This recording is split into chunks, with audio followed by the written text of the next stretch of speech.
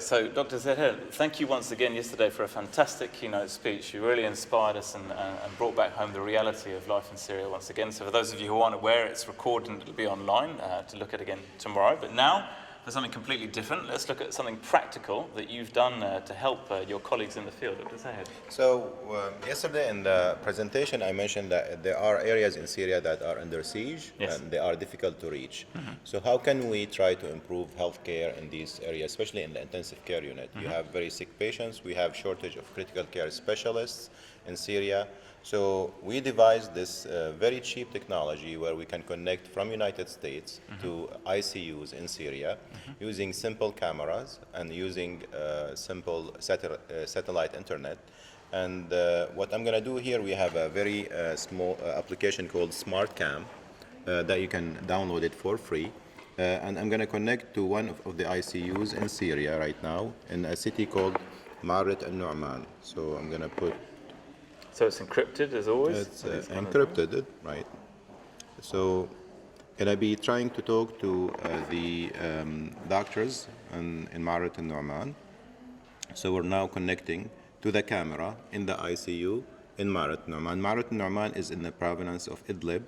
It's an area that is being bombed frequently. Hopefully we can get the connection here. So this is live. This is live. This is with the ICU in Marit al-Nu'man. I'm going to talk now with different phone with a doctor on the other side to tell him to start telling us about the patients. Understood. Yeah. So I hear this is like a virtual ward round that you're able to do with the junior doctors still working in Syria. Exactly. Okay. So the advantage of this is that you provide 24 hours coverage, 7 days a week, by critical care specialists in the intensive care unit in the United States.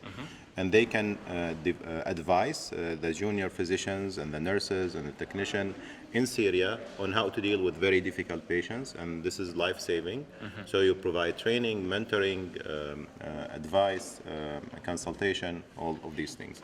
So I'm going to talk with Dr. Sami on the other side using WhatsApp. Oh, so that's interesting. We go back to what's been mentioned before. So I'm going to use WhatsApp too.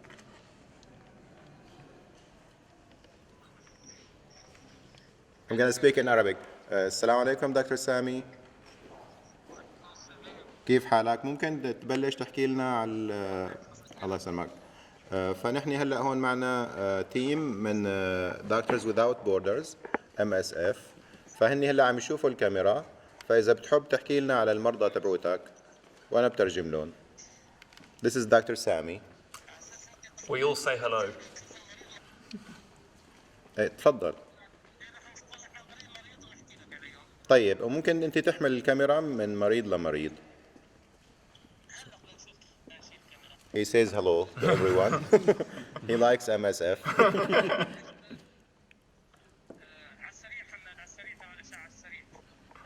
So we have nurses and we have physicians on call in Marit al-Nu'man,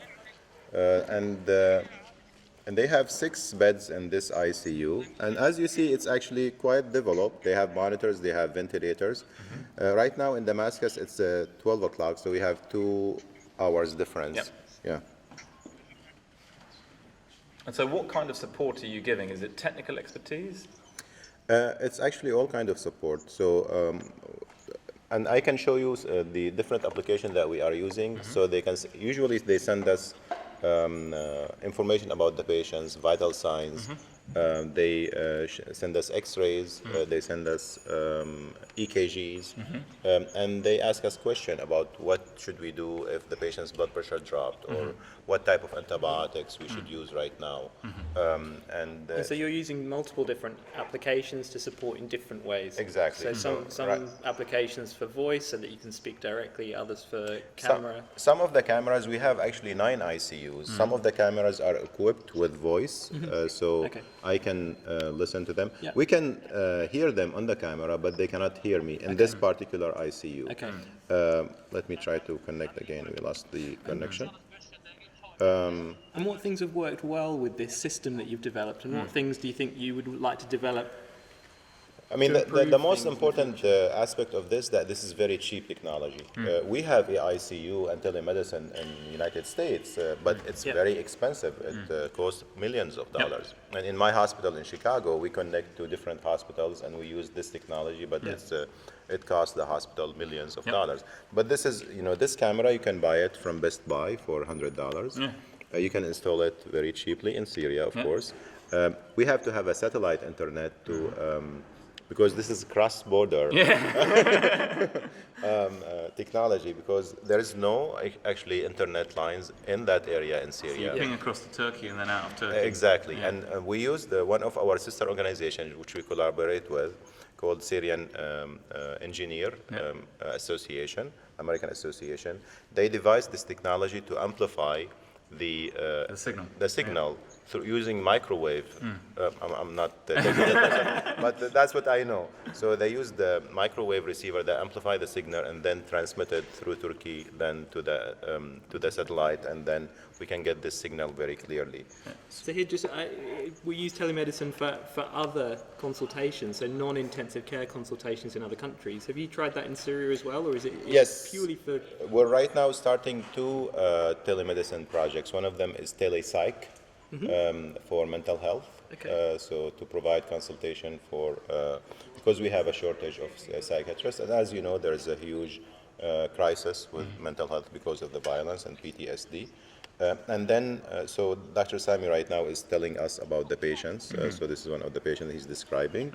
And, he tells us vital signs and what's going on with the patient. And he can ask questions, of course, through WhatsApp. And I'll show you after he finishes. Let me ask him questions. If you want to ask him questions online, Dr. Sami, ممكن بدهم يسألوك أسئلة الشباب هون. If you want to ask him any questions about maybe the benefit of technology. Yeah, and also maybe some of the things that he's found that have been difficult with the system. طيب دكتور سامي هون عم يسألوك الشباب إنه شو الشغلات اللي لقيتها إنه يعني نواقص بالسيستم هذا تبع الكاميرا، أو شو الشغلات اللي ممكن نحسنها وشو الشغلات الإيجابية.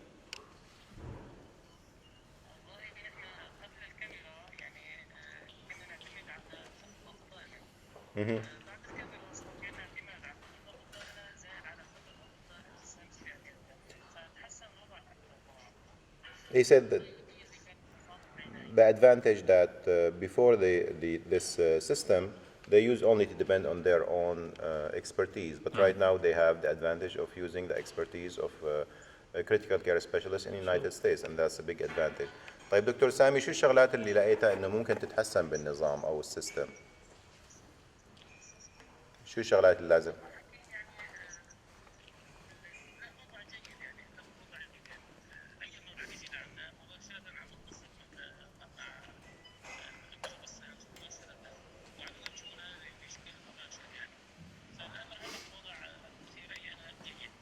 He said that there is no. It's very. Well, that's a wonderful quote on which to. طيب الله يعطيك العافية. Everyone هون كل الشباب هون بيتمنوا لك الخير وبتمنوا إنه تكون الأمور عندكم سلام. في عندكم اليوم مشاكل أو بامينج أو هيك شغلات ولا إن شاء الله الأمور مستقرة؟ There's no bombing today. الحمد لله على سلامتك. سلمنا على الشباب كلياتهم.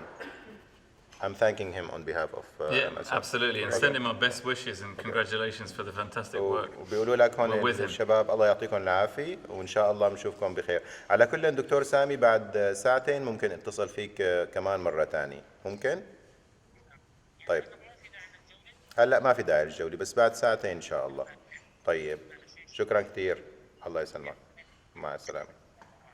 Fantastic. Well, Dr. Zahir, thank you very much indeed. That's really fascinating. It's and it must hugely reduce the feeling of isolation that some of your colleagues definitely. have. I mean, the most important thing that when we ask doctors in Syria, and that can be applied on other areas of conflict, what do you need from us? Yes. They wanted support. They want to make sure that someone is with them, whether by sending them medical supplies or medications or providing them with training, or at least they know that they can contact someone to talk about difficult patients or to tell them that our hospital, unfortunately, is now under threat or bombed and things like that. So we can be their voice to the outside. Now let me show you Viber.